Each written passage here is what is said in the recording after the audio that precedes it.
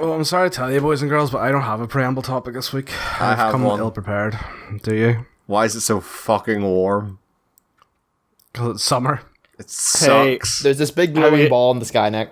Have you seen the news that we are like 110 hours of sunlight more than the average this year God. for spring?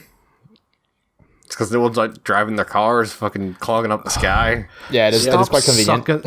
Stop sucking the earth's dick, alright? I'm so sweaty. Fucking hippies, and they're all like, this isolation's the best thing that's ever happened to Mother Earth. Fuck off. Hans, do you converse Isolation with is many pissing me hippies? off. Yes. Why? Well, they're on drugs. Does that count? No, it's A lot of drug users around in the Shankill. Speaking of drugs, Oh God. Now that's a preamble topic. I see, Hans, that your Yes. workplace, at least over Yes. here in London, is now selling big white bags. yes. Of Of cocaine? well, we're advertising it as flour. Yeah. One might think that it is industrial sized bags of cocaine. Why are you selling industrial sized bags of flour? They're like 1.5 kilo. Yeah, they're they're- huge. I bought one. We have a 1. Okay, when you said industrial size, I thought like Well, they they actually also are. have there's those like the too. size of like a bag Yeah. of coal or something. Yeah, No, they have those too. they are also selling like 15 kilo bags as well. Jesus Like, you know, like the Christ. size of the big dog food. you Yeah, or can like the buy? rice, the one you can get the massive rice ones as well. Yeah. I've seen. Yeah. Yeah, So Yeah, that's a also- lot of flour. yeah. I'm not carrying that shit home. Think of the Also, workout, Nick, man. Nick, you know the drill. If I accidentally say my employer's Yeah, name, yeah, replace it with Asda, Yeah. just in case. You didn't need to say it. I could have just used the soundbite from the previous episode. But then this one would be better. Hooters. You could use Hooters. Male prostitute. Brazzers. Only fans. Just don't say their name. How difficult is it? Quite difficult since it's like a majority of what I do with my life. It is 9 times out of 10 the fucking basis of our preamble topic. Someone shit themselves in my work the God other day. damn. was it you? No, it was a customer. Like, we should just do a podcast of shit that happens in that store. Yeah, so literally a customer shit themselves, and then just so it didn't get on their shoes, took their shoes off and walked around, still with the shit dripping down their leg, but it didn't get on their shoes. Where Right up to the did he take his checkout. shoes with him or just leave them in the aisle? No, he carried them with Oh, him. okay. Well, if he's going to take his shoes off to keep them clean, he's And- obviously taking them with him. And then proceeded to phone a taxi and get into the taxi. Did he And I inform was the like- taxi driver that he had shot himself? We did not warn the taxi driver. We were like, he's going to find out halfway through when he smells it. I think you'd smell it a lot quicker than halfway through if a man had shot himself like 2 But, like- foot from you.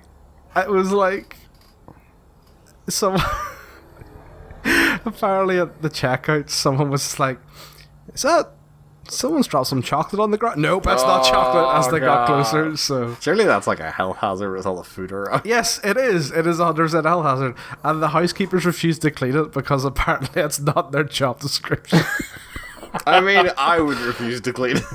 Yeah, a lot of bodily fluids happen in that supermarket chain. People are disgusting. Yeah, right. Fucking tell me about it. It's like the time an old lady pissed herself in that other store that I worked in. It's like, just learn to use a toilet, you fuckers. Jesus, what's wrong with North Belfast? Someone shot themselves in the golf club as well, didn't they?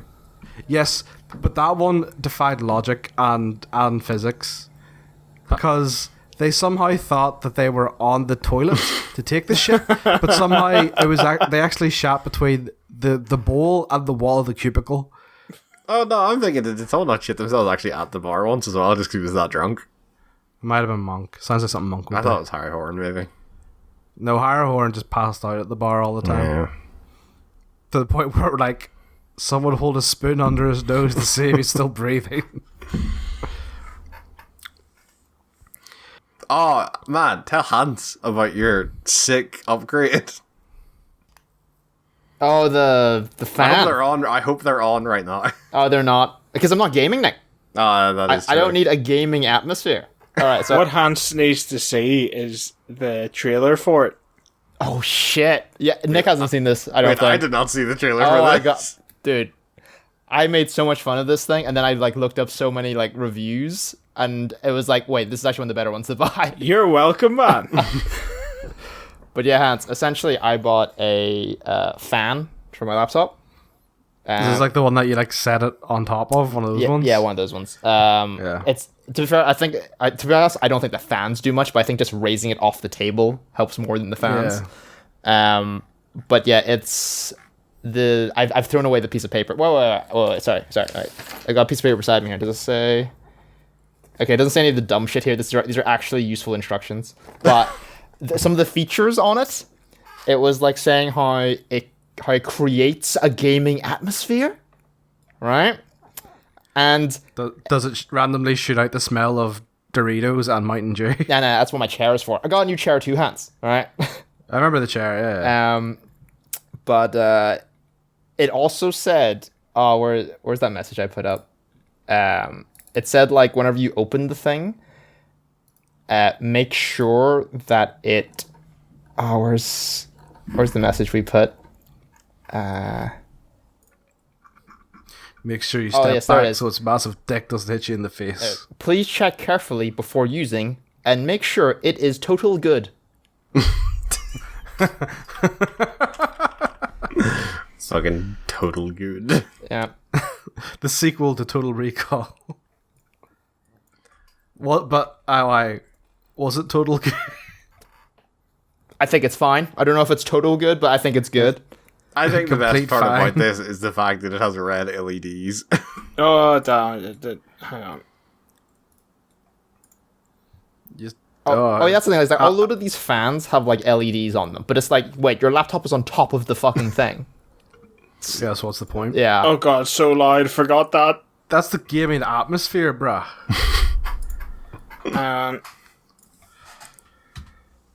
There we go. But yeah, it's gonna be a bit of a shame that like literally in the past like maybe month, that like I bought the chair, the fan, and like the new internet, and it's gonna be like, oh, you're going back to work now. Digging this music, to be honest. Oh yeah, the music was so anime. We thought. Cooling all around. Oh god, it's so cold it froze the screen. Gaming braided USB cable. The way that was holding it was like perfect for strangling unbeknown victims.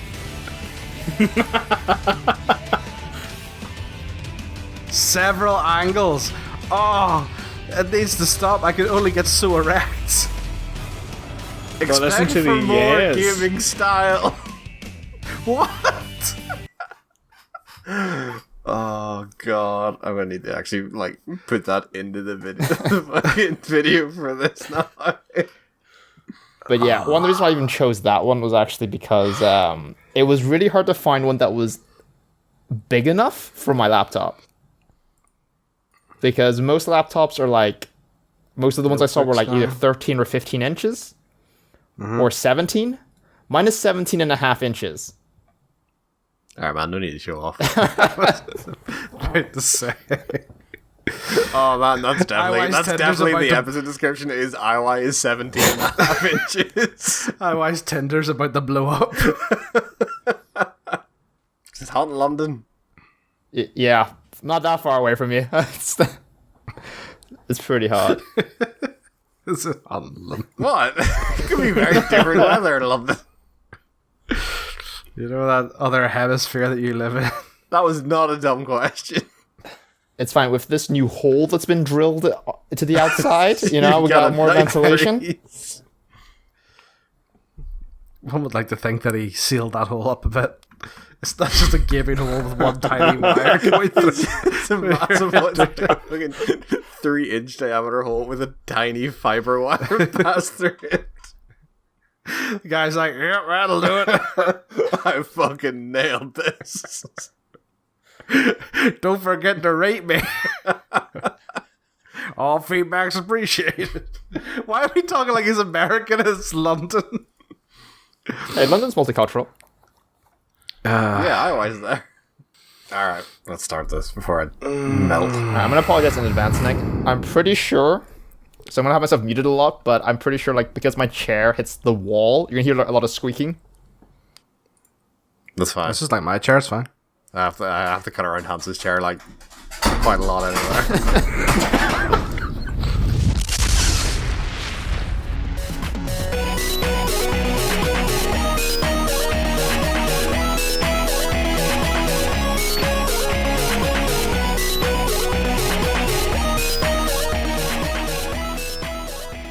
Brothers and sisters, welcome to the Not Super Bash Bros presents Game Club for May 2020.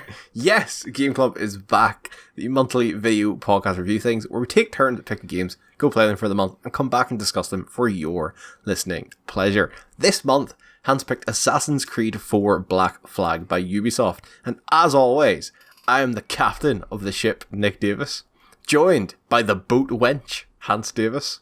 What the fuck? Locked in the brig, Alex Proudfoot. Well, at least it's an upgrade. And swabbing the poop deck, IY Champ.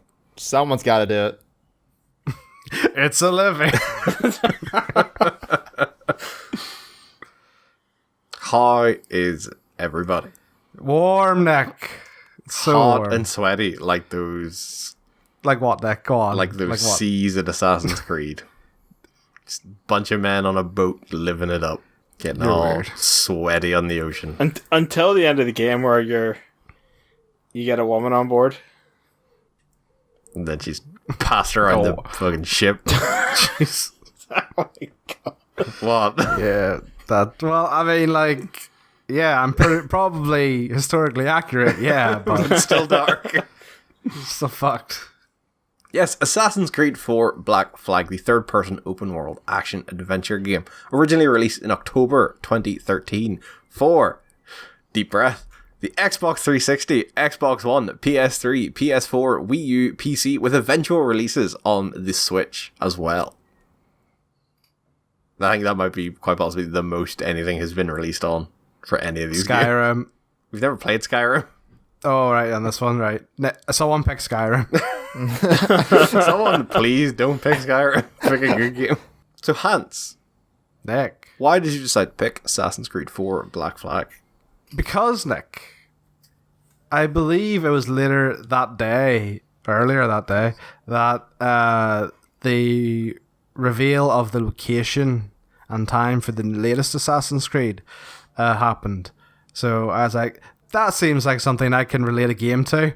I picked this one because a lot of people loved Assassin's Creed 4 and I did not. So it was just time to see and make sure whether it had gotten better with time, like a sweet, sweet wine. Hans, you're an idiot. Can I just say that? Why would you pick a game you don't like? It's to see if it's sweetened with time. Dude, Hans Like a picked sweet, sweet wine. Resident Can I Evil make a 2. prediction? Well, Hans did not like this game. That's my prediction. Can I also say Hans picked Resident Evil 2? that was funny though. No. No, it wasn't. I'm like the devil's advocate of Bash No. Bros. No, you're a dick. just an idiot. You're a dick. So, as ever, I have split this into 3 categories. Niklaus, what are them dark categories? Glories? Categories? You ready, Alex? For what? I don't know, just say like pirate phrases in between each one of your Nah, ASMR. nah. No. That bit's over. You're retiring that bit. Yep. It peaked with Power Rangers, is what you're saying.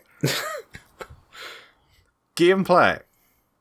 Story and characters. Oh, wait, we're not having anything now? No. We're not having any reactions? No. No. That's your bit. I bring like controversial topics to the preamble. I evolved your bit. Oh, because Yeah, you did start this, Hans. Okay. Gameplay. What? story and characters, Oh my god! and the Assassin's Creed Legacy. Spike my cheeks and call me Rosie. I hate you so much. I blame Alex. So, Hey man, I blame you. Yeah. So before we get into it, can I check how far everyone got into Assassin's Creed 4 Black Flag? Mm-hmm. I got, I think, about halfway through it, but I have finished the game previously whenever it did originally come out. Hans. I got up to sequence 5. Alex. Which I'm not entirely sure time-wise how long that I'll is. be honest, right? I'm just going to say it right now. I play it too much for what it is. I got 92%. Jesus. Damn dog. I'm assuming you did finish the story, or did you get 92% without finishing the story? No, I finished the story. Why? I got to sequence 10. Out of I think 12, there's 11 I or believe. 12 sequences. There's 12. I think there's 12 in every Assassin's Creed game. But I only had like 30% completion. So first up, the gameplay. It's hard to talk about this without really referencing back to the older Assassin's Creed games, because as a series, it did these sort of small evolutions throughout its run, and then kind of completely overhauled everything going into Origins and Odyssey. So it is probably fair to say this is fairly standard Assassin's Creed gameplay for the most part. But then playing this made me realize Assassin's Creed kind of set the tone for a lot of open world games going forward, especially from, say, a 2 and the Brotherhood era. Going forward from there, a lot of open world games kind of really took their mechanics from Assassin's Creed. From, like, say, things like Eagle Vision have been used in other games, using those towers and, like, landmarks to reveal bits of the map, throwing the world full of, like, massive amounts of collectibles. And despite them feeling really well worn in 2020 compared to this game coming out in 2013, I still think they really hold up when they're wrapped in the rest of, like, this Assassin's Creed formula. So I'd like to hear what you guys think about kind of just, like, the open world gameplay side of things. Like, in terms of this, like, this sort of open world, like, because it's older, it didn't bother me as much. I think I was more forgiving. But, like, what was it? It wasn't Origins. One of the later Assassin's Creeds, I remember just opening the map, and there was just icons for fucking everything. And I was just like, I'm not going to do all this. Because now games are like a bit more organic with how you discover stuff. So like it's, I found a map, or I overheard this conversation, and then a key marker maps up. But I think it's just like, this was before these games got really crazy with like the number of icons and stuff that will appear on the screen. So it's like a nice balance, nice chilled fucking balance. See, you say it's sort of like, games have kind of gotten better, but I mentioned this the other day when the Ghost of Tsushima reveal was happening, and I said to my friend, does it feel like a lot of Sony games follow the same, like, pattern? And, like, when you look at it, Ghost of Tsushima looks like it follows a very similar pattern where of this, as I've sort of dubbed it, like the Ubisoft style open world, where you have these towers reveal a map, and then you can apply probably this exact same pattern to things like Horizon Zero Dawn and Days Gone. Like, Sony have really fallen into this pattern of using this open world as the template for, like, a lot of their first-party original games. Yeah, but I feel like the difference is just because you aren't... Now, Days Gone, I try to push that game to the back of my mind, but they are also following kind of the same lines of, like, right, you have to discover these extra wee bits hidden around. Do you know what I mean? Because like that was the main issue with, like, it's another thing whenever you're playing like an RPG or something, you get like 110 quests, because you're pulled in so many different directions. You feel like I can't really focus on any one thing and enjoy it properly, because I don't know whether I'm going to go do this, or whether I'm going to go do this race, or whether I'm going to do this collectible, or whether I'm going to do this arena battle or something like that. So I feel like when you find it organically, you're like, oh, there's a treasure hunt up here. I'm going to go look at that because it's on the way to the next main quest marker. Whereas if it was all displayed out, you'd be like, oh, well, there's a tower, and then I go get the treasure hunt thing, and then there's that, and there's that, and there's that. Like, do you know what the best one ever, who does this kind of, or whoever does this best now, is probably Far Cry. like Far Cry and how they reveal the map and the. But even like Far Cry does have the idea, like still has the idea of like towers and stuff in it. It does, but it's the fact that you discover them naturally, so you're not constantly pulled from 2 to 3 different objectives, so that you can't concentrate on something. But like, don't get me wrong, like, I'm not saying this is necessarily a bad thing. But it was shocking to me going back playing this and realizing how like the open world formula hasn't, for a lot of games anyway, hasn't evolved massively from like the Assassin's Creed formula, which dates back to say I don't know 2008, 2009 when kind of 2 and Brotherhood were coming out. Like, it's just the organicness in which stuff's revealed now. That's the biggest thing. Like, it's just, instead of having question marks placed around the entire screen, it's just empty for the most part, and then you unlock these as you discover them, instead of just being like, here's 110 things to do, have at it. But then overall, I do think it's held up very well in Black Flag anyway. Yeah, but again, that's because it hasn't gone overboard like some of the later games do. There's a nice balance of like, here's a handful of collectibles, not 110. So, as someone who hasn't played any recent Assassin's Creed, this is the highest number I've played. It's the last one with the number in the title, so. Well, there you go. No, but before this, it was Brotherhood 2 and the original one, and that's all I've played. And from what I remember, the collectibles in those games were not shown on the map. The flags weren't shown in the first game. I'm not sure about the first game, but I know in Brotherhood and 2 you could like buy the treasure maps, and that would start revealing the collectibles and certain collectibles anyway. Like you could you could use your money to buy things that would put them on the map. But I think the flags weren't counted in that. And the flags were the most annoying collectible ever made. Because in every zone there's at least 100. And I, like, in the first game, going back to it, even a year or 2 after it came out, was a nightmare. Like, it's fun to look back at, but it is not a great game. Like, but, yeah, I have to say, this, still not as good as Brotherhood. In other Assassin's Creed games, did the collectibles do anything per se? Some would get you costumes. They would get you. They would that. typically kind of get you like, if you got them all, you'd typically get like some sort of like super fucking piece of equipment. But it like, was always like all or nothing, right? Yeah, like I'm pretty sure like whatever one is with the feathers. I think it's Brotherhood. You like collect the feathers for like your mother because like, your brother, like one of your younger siblings had died, and like once you collect them all, she gives you like a cloak that like stops you taking fall damage and things like that. Right, because the point I wanted to make was just like the only collectible. So I did not go out grabbing any collectibles, but if I was in a town and there was one nearby, I would pick up the sea shanties because that actually had like the best bit about the game, some might say. Yeah, like the sea, like you bring it, like the sea shanty stuff is cool because there's actually work to be done in collecting it, even after you find it.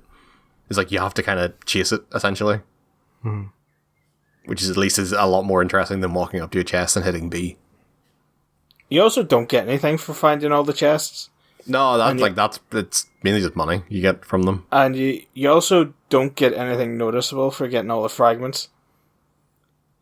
See, are the fragments not more that lore stuff? Yeah, it's all the lore and Animus database stuff. I think that fills in. That's why I say it's nothing obvious. Yeah, because it doesn't come up that you unlock stuff in the database when you pick up fragments. Yeah.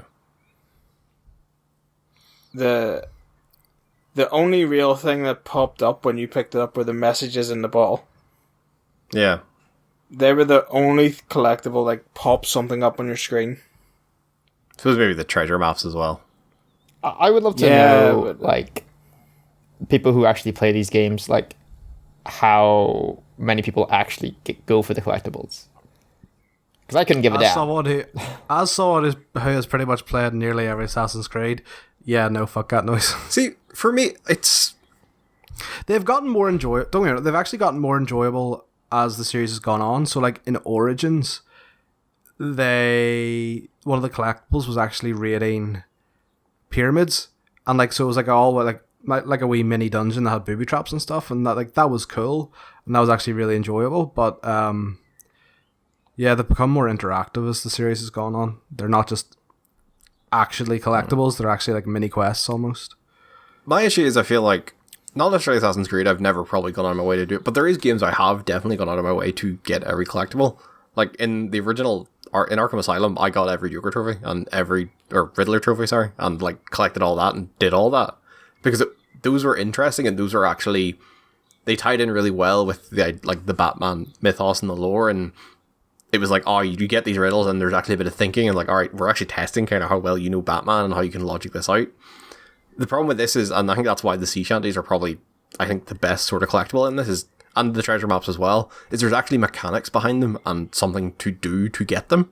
It's not just, oh, I've walked up to this and grabbed it and then I walk on and all it's done is actually taking me out of my way to get to my objective. Yeah. The rewards for the treasure maps, though, are so underwhelming. Yeah, like the thing about the treasure maps is I would go about collecting them, but I wouldn't go out of my way to actually get the treasure. If I find myself on an island and the game prompts you whenever you're actually on an island that treasure is on by giving you like, I think it changes one of your button prompts to say, bring up your treasure maps. Like, and I was like, oh shit, yeah, I'll do that now just because I had it.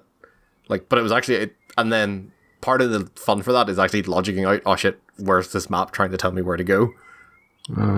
They were the only thing I didn't collect all of. Like, I had all the maps, I just didn't bother getting the treasure. Because I'm not sure if all of them are the same, but every one I picked up was a different color of sail. And it's just like, I don't care. Like, why do I want the grey sail? Like, yeah, like I've actually had some because the sails don't have attributes, do they? No. And like you can get fancier ones from just playing the game. Yeah. Like they're just bog standard coloured, like solid colours.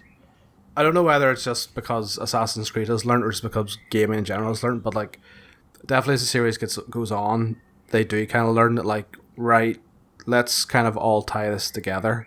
Like everything should be, every collectible and stuff should relate back to the gameplay or affect the gameplay somehow. So like, for example, like when you're raiding the pyramids and stuff in Origins, at the end you get, when you raid the Pharaoh's tomb, you get like a great piece of equipment, and you're like, right, well that makes sense. That ties into gameplay because it's a legendary piece of equipment and it's boss, and that's grand. I feel like that stuff is easier in the later ones though. Whenever they actually add this idea of RPG, yeah, like RPG, like Diablo style equipment. But like, you can still do that to your boat and stuff. Oh yeah. Like in this one, I mean, like, you know, like. But it's easy, like if you're going out your way to collect all the like treasure chests, it's easy to say, all right, in this treasure chest, there's going to be a bit of loot. Yeah. It's hard to give them. It's hard to fill it, have that many treasure chests, and have each one feel meaningful. Like you probably could in a later one. But then you could even like say, like if they tie it back to the Brotherhood one, where like you can get that cloak where it doesn't take fall damage. You don't necessarily have to put in stats, but buffs like that, you know, like a jetpack. Oh fuck yeah! It's a fucking dope video game console. Why can't you have cheat codes? Also, speaking of underwhelming collectibles, the Mayan like keys, the outfit that unlocks is so bad. It actually looks like trash. What you actually you do get something for the Mayan stuff, like the actual each collectible bit, don't you? Or you just get a bunch of money? I can't remember.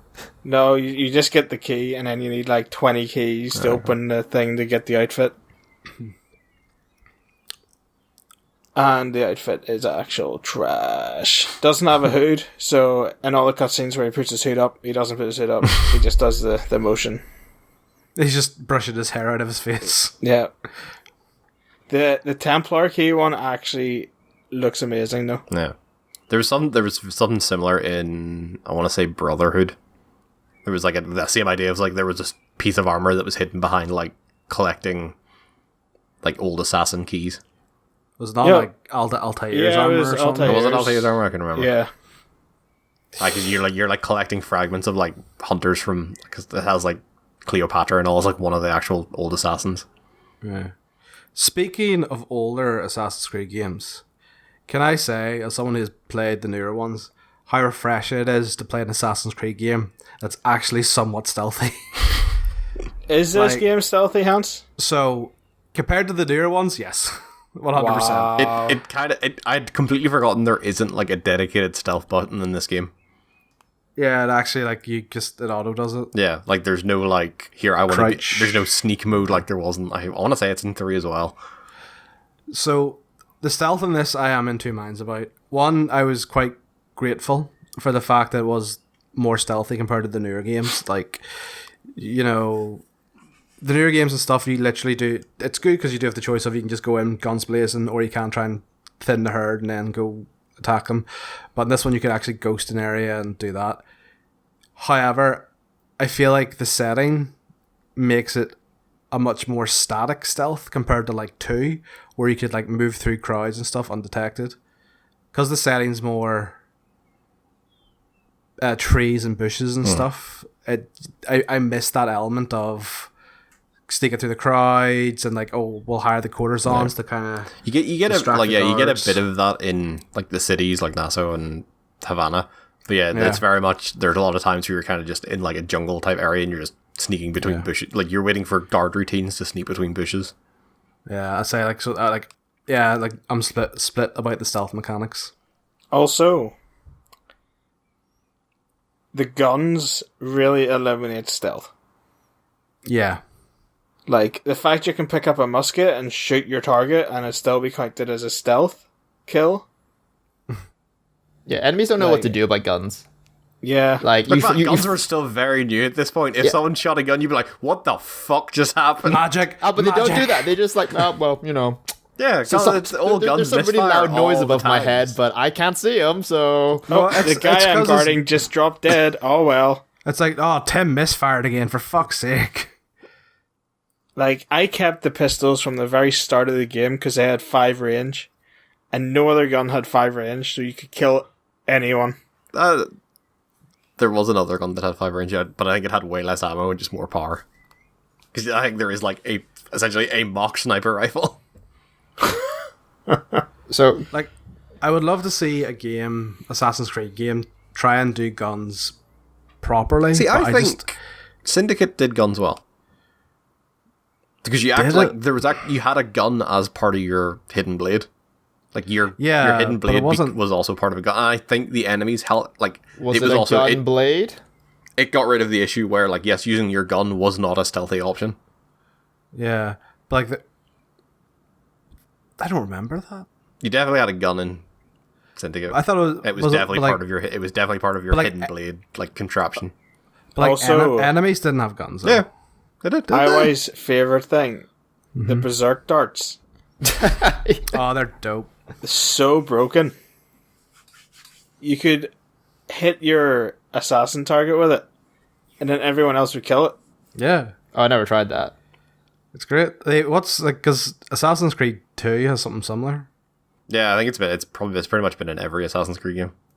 Yeah, just you shoot them with it and then they go mental. It's great. Love it. Like you even get like even in say Odyssey and Origins, like there is berserk arrows you can fire at people. Yeah. I would say I did not.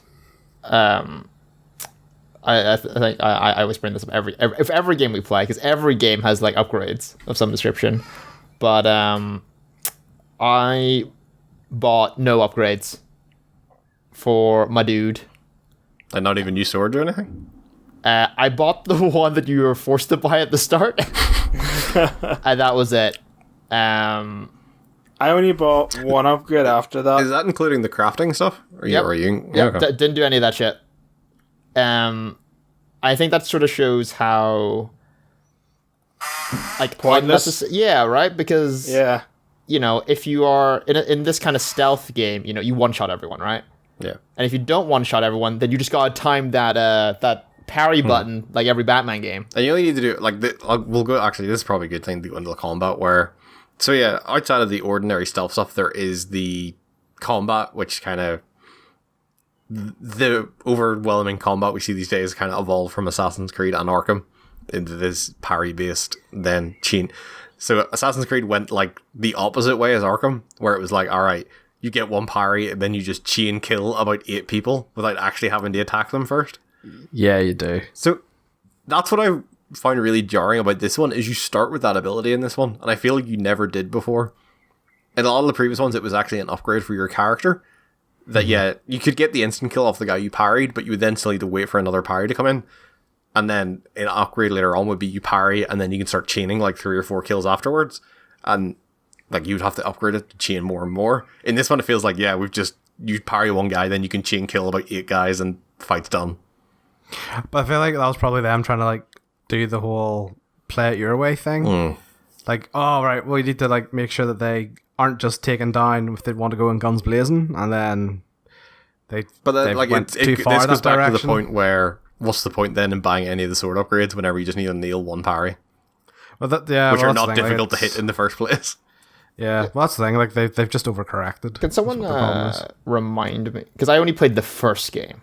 Yeah, but I remember in the first game not parrying a lot. Is that because there wasn't an indicator for them attacking? Because I recall in the first game I was really bad. I was obviously a lot younger, but I remember like I would hold block more than I would try to time parries. The and first is that because one there's is no indicator? definitely a lot more. They didn't actually want you to fight in the first one. Yeah, it was more punishing to be Yeah. in a... So they didn't have like if you got the parry, I think you get the instant kill. But like if you got into a fight, You say that, but I have a vivid memory of the very last mission of Assassin's Creed 1, and I fucked it. But I had gotten so good at the combat that there was like an open area, and there was just bodies littered everywhere. I'm not saying it wasn't possible, but it was definitely not the option it was in say even 2 going forward. It was not like, all right, things are fucked up. That's fine. I can kill everyone pretty easily anyway. Can't feel a stealth mission if there's no one to raise the guards. Just saying. That's a fair point. Can't be saw if everyone is dead. Yep. That being said, though, I appreciate, maybe this leads on to like the next topic, but I appreciate that like because your character in this is kind of just a dude, right? He's not, well, like pirate. He's special, but he's just a pirate, right? So there's one thing I want to talk about before we move on to story characters. That's a big part of this game. Boats? Boats. So, I will say, I really like all the boat stuff, bar one section of it. And I think, like, I understand why they've made it such a big part of, like, a lot of them going first. Well, some of the games going forward. And how, and I don't understand why they're spinning it out into its entire own, like, franchise. Ubisoft, that's weird. Yeah, they're spinning all the boat stuff from Assassin's Creed, like, into its own, like, new game franchise called Skull and Bones. Because they need to get used to that engine somehow. Like, but I really like it, and I think it is one of the, bar Wind Waker, it is, like, one of the few games I can suffer being in a boat for long periods of time. GTA. That's just like driving a car on water. Yeah, it's great. No, it's not. It's boring. The one thing I don't dislike- like about the boat stuff is when you're forced to do stealth as a boat. Because that's just fucking stupid. Yeah, This is dumb. that and tailing. Yeah, well, I'm kind of counting that as stealth because you're not meant to be seen. Well, there's bits where you're being stealthy, but you're not technically tailing. Oh yeah, but there's a lot of the tailing ones are here don't also be seen at the same time. Yeah, true. I love It how is bad. It's a dumb idea. It didn't work in fucking stealth Batmobile either. That wasn't fun. I like how boats have vision cones. To be fair, I do appreciate that. Like, it's whenever you're tailing like the big, like galley that you take back to Nassau, that the vision cones are really, like, only really out 2 sides. Because really, in theory, no one's gonna be looking out the back of the boat. Because obviously that's not where the cannons are. Did appreciate that small attention to detail. I hate the boat segments. I've hated the boat segments in every game, every Assassin's Creed that they've been in. I just don't like them. What don't you like about them? Like, so far, if you're using them as like a point A to point B, it's fine. I get, right, and I understand it's because it's a boat. I hate the sluggishness of it in combat. And I get it's because it's a boat, and boats are sluggish, but it fucking pisses me off. Because whenever you're panicking, and you're like, fuck, I'm under fire, fuck what I'm going to do, and you're like, right, it's going to take me 30 years to turn around to get to this guy, that pisses me off. Clearly, you're not doing it right, Hans. Yeah, because I never found the turning an issue. Like, as long as slow down, Hans. either slow down or Slow stop, down. and your boat turns on a dime. And then, don't get me wrong, like, as the series has progressed, I find it more bearable because I think like they've kind of like had time to work on it. But I just like I don't play an Assassin's Creed game for a fucking boat section. Let me tell you, the boat sections were the best part of this game. When you weren't stealthing. Yeah, but that's like that really is like two parts of this fucking game. It's either stealth or boat. Or stealth boat. Yes, I'm excluding stealth boats. Not Also, actually. It's like a Venn diagram. Stealth boat. Stealth boat. Also, underwater stealth sections. The underwater sucks. Why are sharks suck. in tunnels? I don't know. Did you do smuggler's dents? Dude, have you played Man Eater? I'm not There's a shark lives in a tunnel in that game, so it is 100% factually correct. Right, okay. All right, speaking of that game, actually. Oh, God. Well, we know what IY's pick is. One thing... So have you seen much gameplay of that game?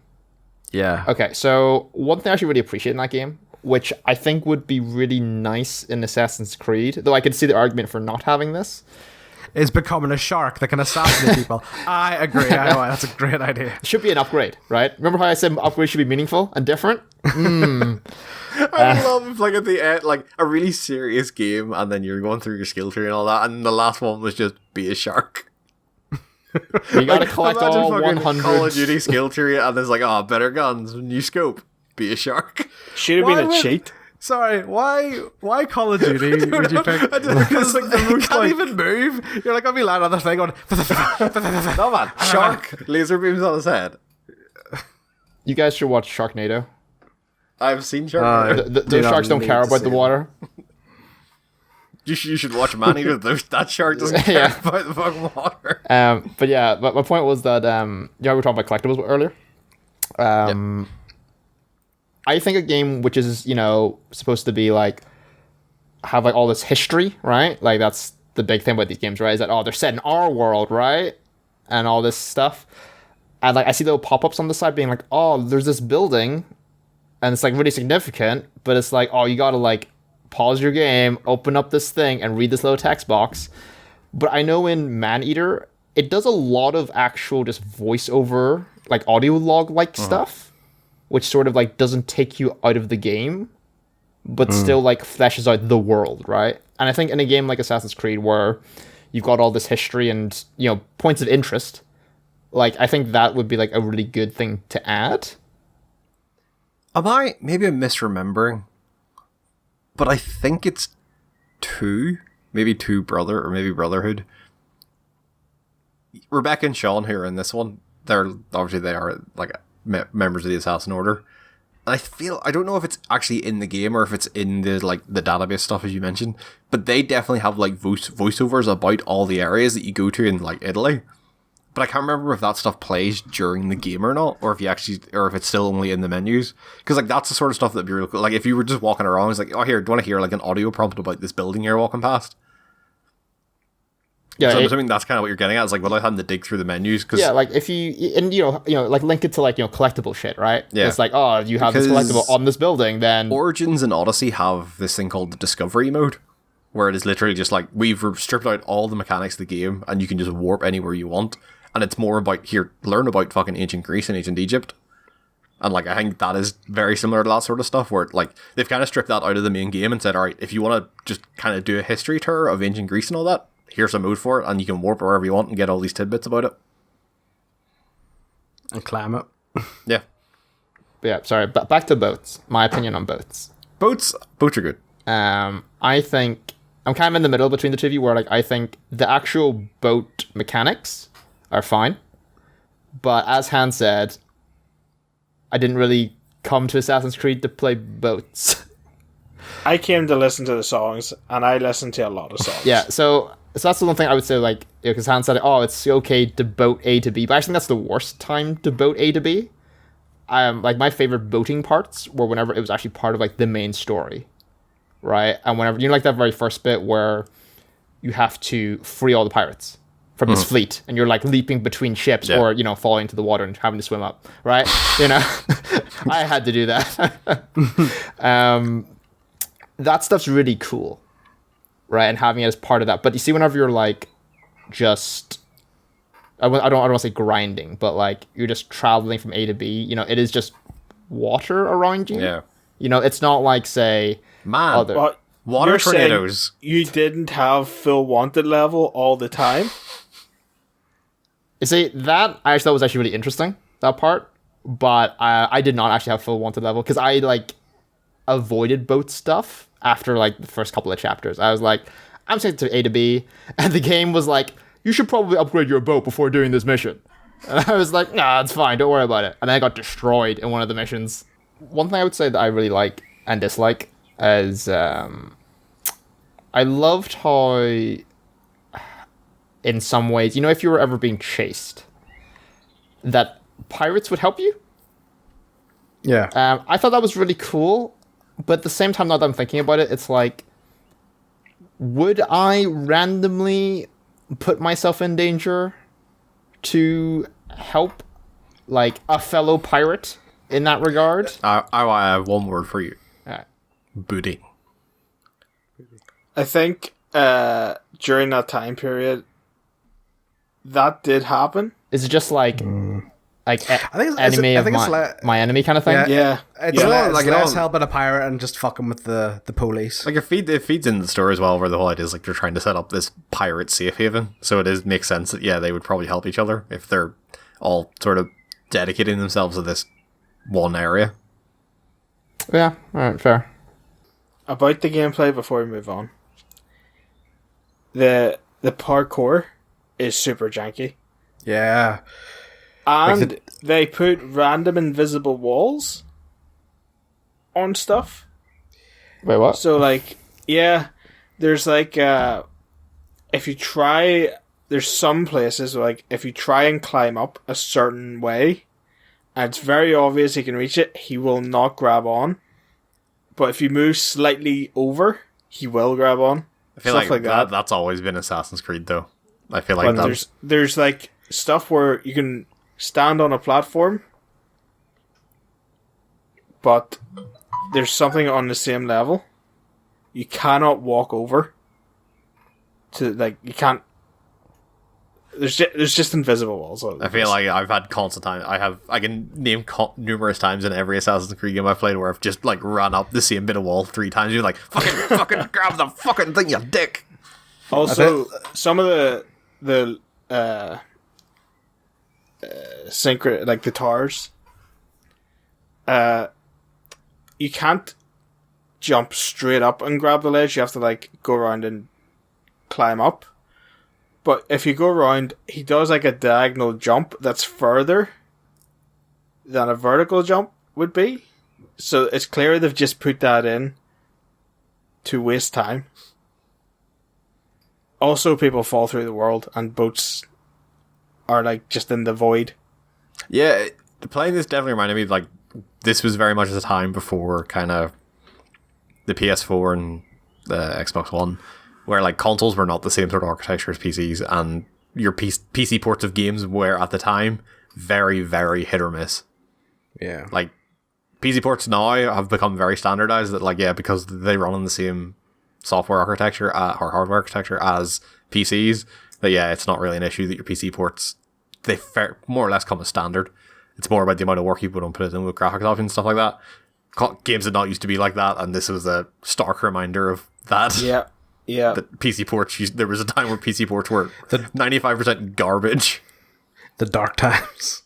Like, being in a cutscene and they say, "Oh, don't worry, we've got your jackdaw for you." And you look out to the ocean and it's just a void And then in the water. you come in like and that then scene, it rises from the It water. slowly rises up, yeah. I'm really gutted I didn't get to see any of that stuff. Oh man, it's like the iconic this and the face stuff from Unity is like iconic Assassin's Creed glitches. That is nightmare fuel, is that Unity stuff. So the story and characters, I feel like Assassin's Creed protagonists have kind of always fallen into one of 2 categories, and I feel like this still holds true to this day with the newer games. You have, like, your stoic, I uphold my own law, or my creed and my ideas, and, like, you have Altair, you have Connor and Bayek who kind of fall into that category, and then you have your rogue, your happy-go-lucky, I'm charming and all that, and with Ezio, the Fry twins from Syndicate, and kind of Alexios and Cassandra fall into that category. Obviously, being a pirate, Edward really falls into the rogue category, but I don't think that makes him a bad character. I actually really like Edward as a character.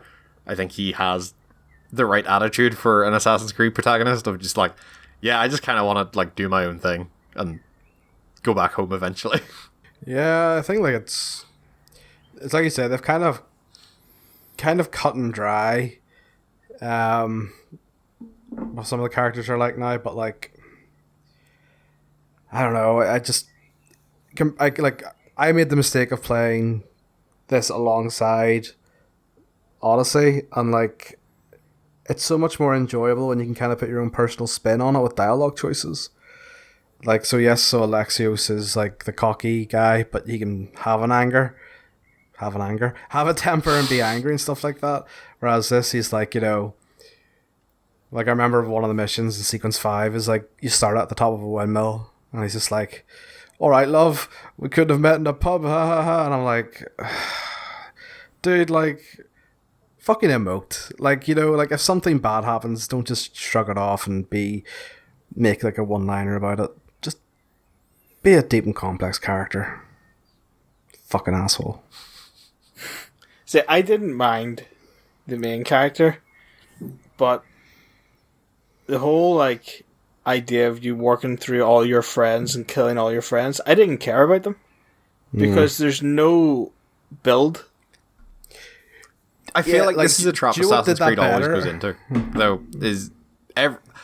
The fact of the matter is, a lot of Assassin's Creed stories can be boiled down to you get introduced to a MacGuffin at the very start, and then you go across trying to find said MacGuffin, encountering numerous historical figures across the way, until at the very end you get the MacGuffin. And like that's exactly how this one goes. Like, no, but there's also I think there's an extra step in there, which is you're introduced to a map of people you have to kill along the way. Yeah, like it's always like some sort of like, it's usually like the Templars, and it's like okay, you have to work around these people until you get to the head of the specific one. And like this is no different. Like Edward learns about the observatory, he meets famous pirates and different historical figures along the way, and then finds the observatory in the end. It's every Assassin's Creed game falls into that formula for the most part. Like it's part of the reason I know you've said to me before, like you didn't know what the story was, because very often Assassin's Creed games do not have stories. The story is just a device to meet different historical figures. Yeah. Yeah, I personally did not like Ken. Well, okay, so so I think Kenway is a perfectly okay character, in the sense that because he is just a dick. He's just a pirate. He's a dick. He doesn't actually do anything quote unquote good, like throughout the story, which is great, by the way. That's a good thing. But I think the problem I have is that there is this like tension throughout the game about like how, you know how like he doesn't want to work with the assassins, right? Throughout 90% of the game, he does not want to work with the assassins, and yet he still wears their clothes from whenever he was shipwrecked, from the very start of the game. And I find that really odd for a character that, like, you know, is always so, like, angsty about this, but then he just sort of, like, because, you know, if you killed a man, wore his clothes as a disguise, fine. But would you wear it throughout the entire... They do at least make allusions to that. Like, there is bits where, I think it's whenever Captain Kidd kind of leaves you like at your homestead for the first time, she like makes allusions like it's a bit weird that you're still wearing those clothes, as if there's probably a deeper meaning as to why Kenway is still wearing that. I think there is a mission where the assassins say you haven't earned your place, correct, but you can wear that. Yes, that's literally the mission that I just finished. But that's like 6 years later. Oh, like, yeah, they don't really follow up on it, but they make allusions that there is like a thought process to Kenway still wearing the assassin's outfit for the entire time, but they never really actually resolve it, because there's like that line that Kid kind of says to him is very much like, it's a bit weird you're still wearing that, and Kenway kind of just shrugs it off. Like, I was reading because I wanted to know what the hell the ending was about with the kid, because obviously I didn't play the third one and it feeds into the third one. So I was looking up, and someone said Assassin's Creed 4 is the most emotional Assassin's Creed game they've ever played. Because you have to go and kill all your friends. But at the same time... They're all dicks. Yeah. Alright. Like, how long of the game are you actually friends? Because I can guarantee you it's like 2 missions. It's like, it's implied they know each other, but they don't really follow up on, here, what's the crack? But, like, you don't spend any time with them. You get like 1 mission with each person, kind of. Yeah. Like... Before you're kind of sent off to your own homestead and do you're your own introduced to Blackbeard before he adopts that name and character. And then as soon as he adopts it, the next mission is like, he always retiring. So it like completely cuts out his entire career as Blackbeard. Because like you hear stories of him like, oh, he's been terrorizing the coast. But you don't see it. And you have like, the time skips really mess with the character development, I think. I suppose that's kind of where they sort of lean on your knowledge of history. Yeah. It's like, this at the time period, there was fucking mass piracy. But like, why would I care about killing all this guy's friends? Because I don't know them. Like they haven't been developed enough for me to care about why. Like, even he doesn't seem to care about killing them. Red Dead does that a bit better, I think. Because obviously you have to kill the thing. I don't think he does it with all of them, but like, it's with Dutch, I think it's done really well because he talks about like how he's his father. But they do that from the start of the game. Him talking about, like how Dutch was a father figure to him and all. I think Red Dead does that a bit better. So like, because you're not going to be like, let's be honest, like if you're doing that, the whole like kill your old gang thing, the first guy, you're never going to get a chance to build him up because he's the first guy, but you can make the last one have some serious impact because you got the entire game to get across to the player how their relationship was. So I think Red Dead's a much better example of pulling that off. Definitely. Because it just felt so shallow. Yeah. It's like, they're like trying to, like, they might as well put up like a big thing on the screen saying, cry now. Press F to pay respects. Yeah, exactly, yeah. I will be honest, I've never paid much mind to the story in Assassin's Creed games. See, I really like the time period it's set in. Yeah, that's probably the more interesting thing for me in all of them. I really wanted to like the story, but it's just so shallow. Like, that's probably what appeals to me more than the actual story and the characters. Well, not necessarily the characters, or the original characters. Probably that's what entertains me more, is seeing, say, like Victorian era London and things like that, and going through ancient Greece and ancient Egypt and things, and seeing the things you hear about in history. Like, the actual assassin story, very much for me, a lot of times is just very throwaway.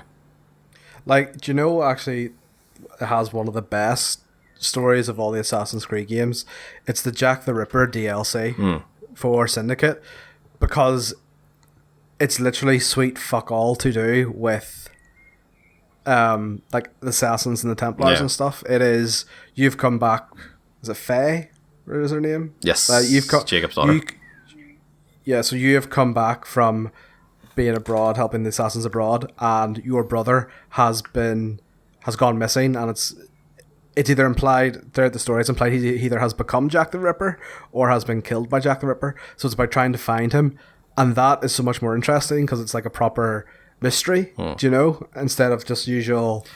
See, I think, like you said, find the MacGuffin and then save the world. That's part of the reason I think I've enjoyed Origins and Odyssey a lot more, is they have very much gotten away from the idea of the Assassins v Templar story. Yeah. And I like it's hard to keep that sort of conflict going, especially when it feels like it was resolved in 3 for like 4 more games, and then to move into Odyssey and Origins, where they've kind of abandoned that storyline for the historical part of it anyway. That bit is very much abandoned, and is just more about who are the assassins and what actually are these objects of Eden. Like Odyssey, I really enjoy Odyssey for the fact that it's just a revenge story. Yeah. It's about Alexios or Cassandra finding her parents, their parents, and then like encountering one another again. encountering one another again, and then seeking revenge on the person that tore their family apart. Like, it feels like whenever they're taken away from this restraint of having to, like, shoehorn in this, like, Assassins v Templars, they can write a very interesting story, because I think Origins was very much similar, where it was more about how did the Assassins were founded way before the Templars ever were, and, like, how did they come about, and what was the purpose of the Assassin's Order in the first place before the Templars. Yeah, it's such an interesting thing. Like, it's one that gives them more of a chance to explore history, but two, just putting in a more personal quest for the hero in each game, you do emote more with it. Like, I don't want to go into spoiler territory, but, like, there's a twist in Odyssey, and it properly, like, got me. Like, I didn't cry, but I was just like, oh fuck, right, okay, this is emotional. What do I do? And I've never had that before. You're saying that was the most emotional game. Hands. Yeah. Hands. We played Brothers together. The fuck? Well, that wasn't a twist. Have you also not played To the Moon? I kind of meant more in an Assassin's game, but okay. Oh. We did play Brothers together. We played that in the unofficial co-op mode. The other side, so obviously, as we mentioned there, the other side of the Assassin's Creed game's story anyway is the modern day stuff, which is present again in Odyssey, or well, no, not Odyssey, Black Flag. Meta as fuck. Yeah, so you're a video game designer? That's weird. That's real fucking weird. It also made no sense to me. Because like they weren't crunching or anything. It was weird. Yeah, they were working under very nice work environments, which is completely not what the video game industry is like. Well, it's more the fact that like you're a developer, but the game was complete. Like, see, like they said that was like, yeah, you're finding the actual bits that people would want to play. It's been a long time, but the guy at the coffee stand is from the first games, isn't he? Yes, that's him and the like courier chick that you hand off some of the data to are with Desmond. Yeah, they were in like from 2 onwards. They were in. Oh, okay. Because I thought I recognized them, but I couldn't. Yeah, they are members of the Assassin Order. I am annoyed that they have not picked up the Desmond stuff again. That's done. It ended in 3. And like, no, you need a more satisfying ending. It ended in 3. Shit. Desmond died. There's the video of his fucking autopsy in this one. That's fucked. And then like fucking Black Flag through to Syndicate are just, here's kind of the fallout of what Abstergo did with Desmond's body and the DNA, and then they've kind of started picking up a new story with Origins and Odyssey. But like, what about the whole like the crazy glowing chick? Yeah, that Desmond stopped the end of the world in 3. Oh, is that what it is? And then she like infects the internet or something. Like she now lives in like the World Wide Web or something weird like that, I think. Because I know like it was like implied Lucy's a Templar. Like the blonde chick, she's actually a Templar Kristen the Bell. entire time. Yeah. Like, I kind of miss the modern day stuff from the fact, like, not in the terms of the in-between, but like there was bits of the modern day stuff you played in 2 and 3 that were actual missions. It's mainly 3, I think. There was 3 mainly. Because it's like the whole idea of like the bleeding effect, and you actually start to absorb some of the abilities of the people you're playing as. I actually really enjoyed those because that was in 2 as well, wasn't it? It was, but it wasn't until like 3, I think, that you actually did like full scale missions in it. Like you could run like in 2 in Brotherhood, you could like run around the town and stuff. Like and there was a couple of fights towards the end, but in like 3, you could like a UFC match or something. You're like running the rafters. Yeah, and like it's cool because there's no UI, you know, because you're playing it in real, real quote unquote. Like I miss those, and I wish we kind of bring them back to some degree, because I just like the idea of playing. I know it's going to be difficult, but the idea of playing a modern world Assassin's Creed really interests me, because if you can figure out a way around the gun stuff, because that would be really difficult with modern guns. Hans, it's called Watch Dogs. I was gonna say, but. It's really not, though. It's called Hitman. You know what? Nailed it. Home run. But yeah, no, I really enjoyed the real world stuff, and I would love to see it play a bit more of a part. Like, it does feel like this section of the real world stuff is kind of very much just here's the fun dumb an things in-between. we could do with if Ubisoft actually had this ability, we'd make movies and we'd make video games. And then with they introduced But be Templars. they introduced a whole new modern day protagonist in Origins, and you play as her. Also, Yeah. that trailer that you're shown in game is so bad and cheesy. Oh, the pirate one? Yeah, the one for the game that you're making. I could not, in all of those modern day bits, the only thing I was thinking of was, is my character gonna do what a good employee does and not do all this shit? You mean you wouldn't hack into all your colleagues' computers? On day one, Nick? No. Hey, but side note, those are decent hacking minigames. Yeah, okay. Yeah, alright, they're fine. Frogger, I know we like right? to bring this up every time. Decent hacking minigames. Something with the shotgun test. But I feel like the real world payoff is not really there. Yeah. Non-existent. Okay, so Yeah. all right. So spoil it from a guy. So the very last part that I got to, was the bit where you're in quarantine. Hey, and you get let out of quarantine.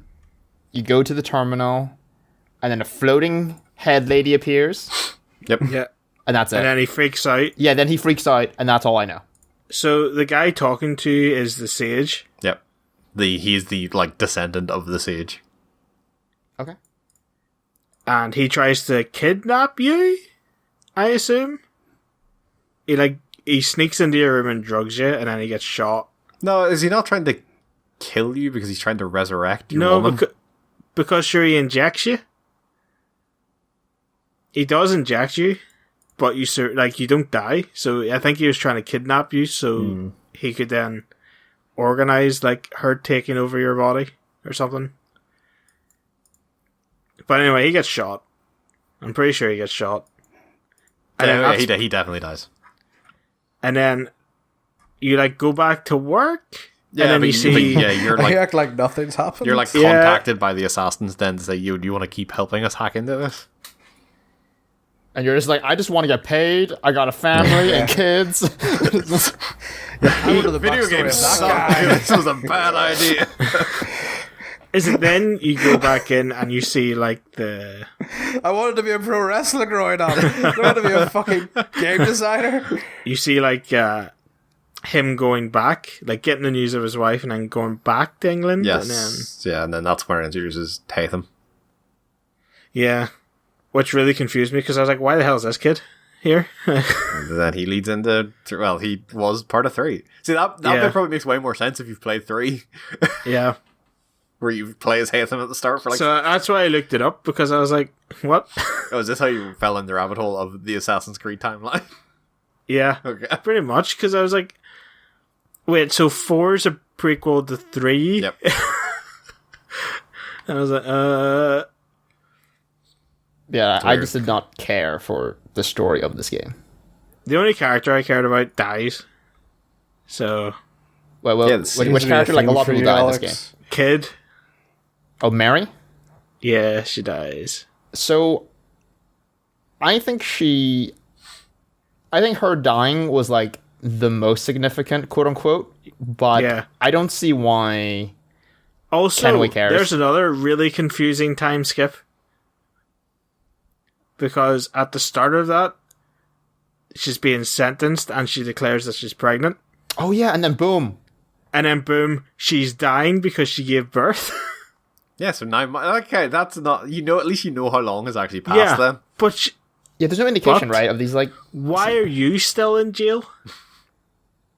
Yeah, Like, that wow. was a really weird bit, right? Whenever you're watching this trial, and then they're in their words, up the duff, Yeah. and they get sent away, but then you were also sent away. It's like, what do I have to do with this?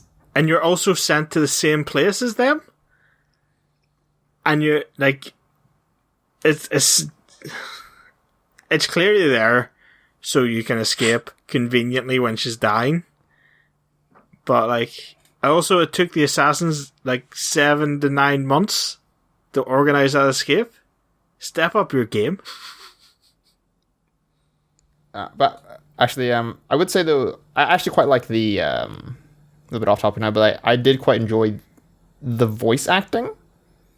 I actually thought it was pretty all right, even though I didn't really like the characters. I thought they acted like the people behind them were good. I hated the IT guy's voice though. Yes, no, I agree. Really? But what I would say is that now that I'm actually thinking about it now, I actually think my favorite character is your first mate. Adewale. Yeah, because he is the most character. sensible person. Yeah. He is the main character of the DLC. Okay, You play as Yeah, him in the so- DLC. all right, cool. Because he is the one. Is it DLC or is it the standalone? It was released as a standalone thing, I think, but it was DLC as well. Because he is the one person who, at the start, is like, "Hey, look, we're chasing after a fairy tale here, right?" And then he brings this up constantly, but then at the point where I got to in the game, I near the end, he finally like helps you one last time and goes, "No, dog, I'm out. Right, come back to me whenever you're done." Essentially, and that's really And he joins great. the assassins after complaining forever that you like just wasting your time Yeah, on the observatory, even though the assassins were also looking for it. But now he has hidden blades and he's cool as fuck. But he's the true pirate in that entire game because he keeps on complaining about how the crew are going to get paid. Booty. Because like, how has his crew not mutinied? You just... 'Cause- I mean, you're getting loot. Just it's not inferred that Kenway is taking all the loot for himself. Like, what you actually end up with could easily be also could be a split. Maybe not. Maybe you're just hoarding. Maybe literally Kenway can't open the door to his captain's quarters because it's just stacked with coins. Like a Scrooge McDuck vault on the boat. That's why I didn't play that Kenway Sleep thing because it couldn't open the door. And you know what? The crew don't deserve it because they didn't go diving. But man, they kept you so entertained with their songs. Yeah, that's it. They did. Yeah, I'll say this for Kenway. As a captain, he gets his hands dirty. And the crew He does does fuck off. 99% of the lifting. It's like, damn, our really sneaky boat can't get past those watchtowers. Don't worry, I'll handle it. Splash. Captain overboard. Captain overboard. Oh wait, sorry. Speaking of the crew, Captain overboard. that is the one part. That is my least favorite part about this game. The shouting. Is how my crew won't shut the fuck up. Right? I get them shanties. Like, that's all I want to hear from them. I do not care. I don't need them to let me know that I've gone overboard. Right? And as nice as it feels, being appreciated, I don't need them to like cheer every time I get to the wheel. No, man, that's great. That is the most morale uplifting thing in the world. Is every time you get back in the boat, like, Captain's back. Here we go, party. So it's like, we've missed you so much. We're all like, stuck in this boat for the rest of our lives. What does the outside world have in store for us? Yeah, like Also, Nick, you know the way I was saying, I wish there was like a jukebox, as you put it, for the shanties. There is an option to cycle them, so I did that a lot. yeah, I love how there's an option to turn on the shanty / turn off the shanties. Yeah. But like, and they thought, people might not like the shanties, but they might love everyone being like, yeah, what? Which you hear. Maybe they thought you'd be every sailing time. a lot more than getting on and off your boat. So the final section before we wrap it up is, we kind of mentioned it before, the Assassin's Creed Legacy. And the first Assassin's Creed game came out in like 2006. That was 14 years ago. We were damn. but scamps. And it's playing this and thinking back about how Syndicate was and how the Ezio trilogy was. I find it very hard to visualize what video games would be without Assassin's Creed. Even like the original one was groundbreaking at the time for what the new consoles could do with like the size of an open world and things like that. And it's, as much as they got stick for doing yearly releases and things like that, and how much they kind of stagnated and how poor shape some of the games were in when they released, it's hard to imagine where video games would be now without Assassin's Creed and how they kind of revolutionized open world games. Yeah, like even the way that they traverse, you know, the world in that game, even now is unique. Like, how many parkour games do you really have from a third person perspective? You know, that is. You said third person. Yeah, I know. That's why I knew what you were gonna do. You're fucking mirror's The edge. best game ever made, Hans. Some might say. But like, I remember, like the build up to the first Assassin's Creed. I remember vividly watching and rewatching like the E3 demos and stuff like that. I was so excited for that game. Like, you know, like they were talking like, you know, oh, even if it sticks out like 30 centimeters or something from the edge, you know, you can grab onto it and climb it. And I was just like, this is so fucking cool. Look at that. He's climbing a fucking wall. Like, it's not even like clipping through it. It's actually grabbing things. And like, yeah, it's just between like seeing where it was and where it's come from is spectacular to see, but like to me it's the navigation system, it's the parkour.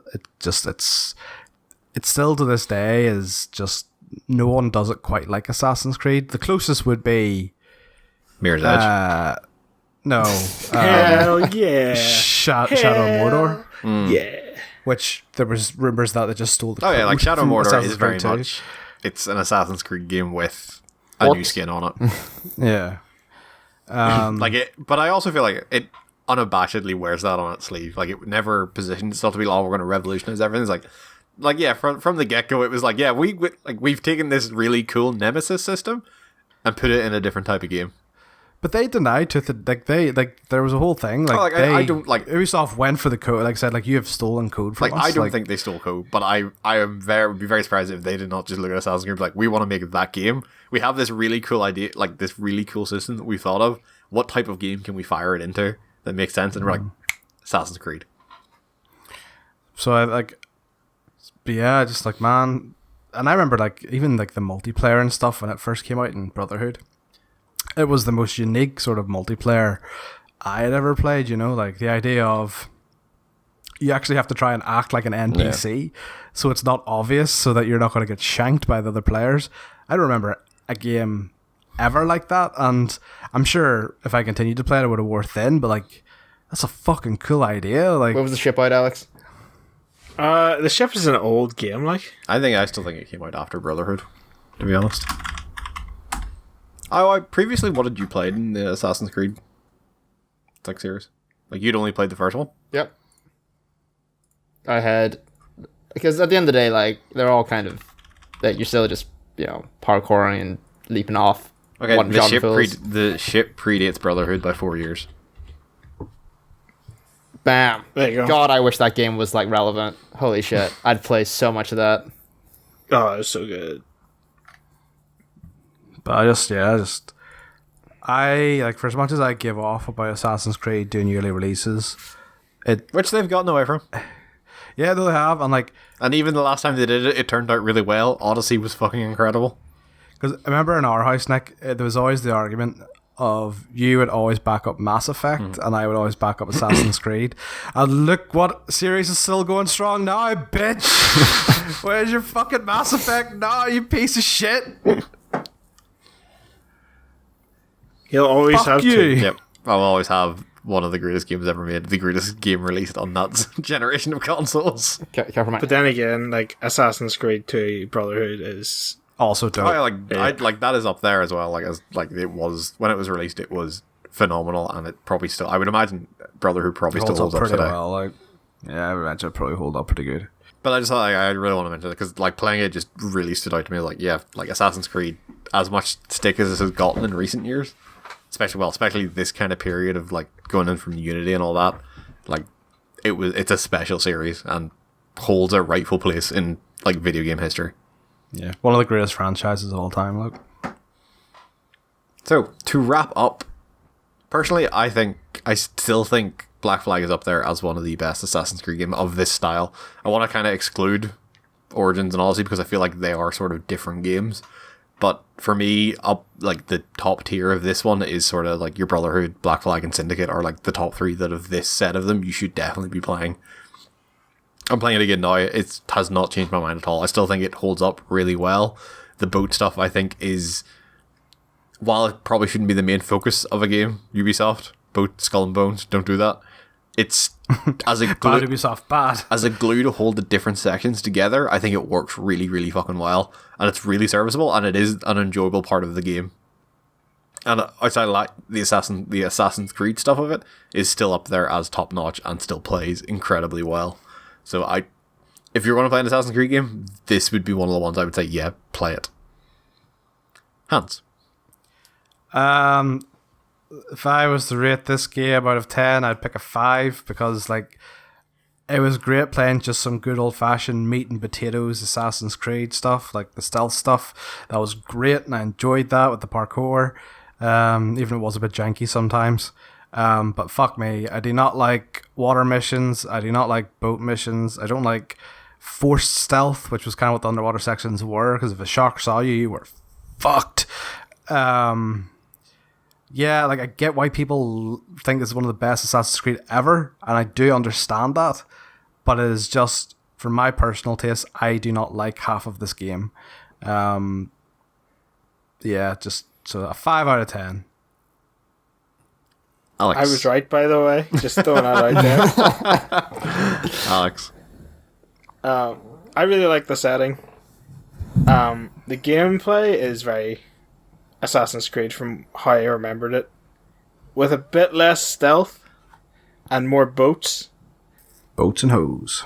So, I mean, if you're like me and you like fell off the Assassin's Creed bandwagon, this is probably a good game to get back into. Having not played any of the ones after this, so. I would say no, it's not, because like the last 2 games are like completely different from this, I would say. But if you're like me and haven't played them, this is probably a good starting point to like try and get back into some kind of story. You should fucking play them games. They're pretty good. Just telling you. Low key. You should play them games. Good. Plus, the shanties are amazing. mainly the Drunken Sailor, because that's the only one I really listen to. Oh, Could you just imagine like Alex is captain? He just has his crew on repeat. Sing it again. Sing it again. Boys, you know what I'm going to ask. They're like hoarse. They're like, oh god, please no. Yeah, they're not going to be cheering whenever Alex gets to the wheel. Like, no, they just start singing the song. As soon as Alex gets aboard, like, yeah, fuck, we're gonna go for it. Sing it, start. I think for me, these kind of games, I think this game, I'm happy to recommend this game. Like, I think it plays fine. Like, I don't know, I think it plays well, actually. But, yeah, I just don't care for the story. I just don't care. But I think if you do care about Assassin's Creed, this doesn't seem like a bad one. Again, I'm like Alex, who, like, actually, I'm a lot worse than Alex. Like, I don't have nearly as much experience in these games. But I think if you're like Alex, though, and love them collectibles, these kind of games, like, I think... Yeah, get sucked into the void. Yeah, right? So I think if you were someone who would like this game, you're probably already playing it. I doubt anyone's been like, oh yeah, that Black Flag game, I'm on the fence about it, because boats. No, we weren't around at the time to do it on the fence. So, all in all, positive thoughts about Assassin's Creed, except for Hans, but he sucks. So, but that was predictable. But it wasn't negative. It was a 5 out of 10. He just doesn't like water. He just doesn't like. I do not he just like doesn't water. like fun. Fuck! I fucking hate Well, water. here- I have virtual hydrophobia, and I fucking hate Here's it. a question: what if you are? Because I'm actually in the same boat. I actually think like playing underwater sections in games is kind of spooky. Yeah, And, right. and for me, I think in real life, the fear is more like, what am I standing on? Actually, more than like anything else around me. I think. Yeah. It's like having a solid surface to be on. But how do you feel, Hans, if you... Let's just throw it out there. What happens if you were playing like a game like Maneater, where you are like... A shark. Yeah, where you're like, your main character is a water thing. So, my fear of virtual water comes from. I think it comes back from Tomb Raider, like those games, right? Or Tomb Raider 2, because that's the first one had water, right? And it's like, if you're faced, like, it's like the fear of, because it's like a third person perspective, usually something can come from literally any direction, up, down, left, right, any direction. Whereas if usually when you're on like land, it's on the 2D plane. So if I'm actually the thing that's probably killing people, I'm usually okay. Like, I if I'm the shark, that doesn't bother me, because there's gonna be very few things that are gonna fuck up a shark other than a bigger shark. It is, yeah, it's like, because a lot of those things in like those games, like sharks, for example, are usually one-hit kills as well. So that's where like the virtual hydrophobia comes in. Is like, you see, like if it's like a water bit, like in Brothers, I think there's like a wee water section. I didn't get it then, you know, because you're just fucking paddling in a pool. Even in like Ori and the Blind Forest, you know, it's a 2D game, so it's like a wee water there's water sections in that. That doesn't bother me. But it's like the third person or first person water, like underwater, and you can literally get hit from any fucking direction, and chances are it's gonna fuck you up royally. That scares the fucking shit out of me. A small part of me, for my next game, really wants to pick Subnautica. Then you can go fuck yourself. Just to make Hans play an underwater survival game. I will Don't veto worry, the Hans. shit I'll out of pick that. a parkour game that doesn't have water in it. If you pick Mirror's Edge, I'm gonna fucking An underwater parkour game. like. See, when we were actually whenever we were talking about like the like whenever I was talking about like the shark bit, I actually got shivers talking about that. Like, that's how fucking much I hate it. You didn't mind the eels or the jellyfish? No, Oh, jellyfish are spooky, man. I like see Jellyfish even are- in, like Or pretty spooky? and see even like in the newer ones, I'm not so bad because the sharks don't want to kill you in the new ones, and you can actually fight back in the new What? ones. Yeah. Yeah, you can actually swing your sword underwater and like actually fight back. Power a a bit. shark. All right, have you ever tried moving anything underwater? Yeah, but these guys are like Spartan warriors. Dude, and fuck you shit fight up. Medusa in the new Assassin's Creed games. It kind of puts Yeah. the realism bit out the window, to be perfectly honest. and a giant snake. Yeah. Nick, how good are the Assassin's Creed Fuck, man, games? those last two. Fuck. Fucking so Looking fun. forward to fighting So Odin in Valhalla. bad. Oh, I'm gonna stick my spear up Thor's butt. I swear to so, Christ. so are you saying to me that like the later Assassin's Creed games, it's just God of War? Kinda. It's just Origins and Odyssey wouldn't- lean very heavily into like the mythological aspect of like ancient Greece and Egypt. But now, don't get me wrong. Like, when we say you do those things, 9 times out of 10, it's a quote unquote hallucination, Yeah. or like some sort of classic. like is that sort of thing. They're Or like very, it's a glitch in the animus. Yeah, like stuff like that. It's not actually canon, I suppose is the best way to describe it. There is some magic stuff in Odyssey, if I remember correctly, though. A little bit, but like It's a bit of magic. it's like magic in the sense of like you never actually like magic in the sense of like how the fucking like project like Pieces of Eden are magic, Sure. you know. Before we wrap up for the day, IOI, it is your turn to pick for June. Hit us with it. Okay. Well, you all saw this coming, and I really tried my best to find another game. After you all guessed it, Is it Maneater? dude, I was so tempted to change it to that like in the past 2 minutes there. But no, we will be playing one of Hans's most favorite games that he mentioned it twice. But it's gonna be the sequel, and we're gonna be playing Ori and the Will of the Wisps. Oh, Yeah, you finished it recently. You finished it when it came out, did you? Or you played it when it came out? right. Spoilers. Okay. It's not as good as the first one. Really? Because everyone says it's like so much better than the first one. So this would be a good discussion then. But as we found out, Hans has So- bad taste in games, so we can't really trust him. No. So Well, like Hans. Yes, Okay, I'm gonna speak for everyone here. You can feel free to spoiler this bit for us. Is there a water bit?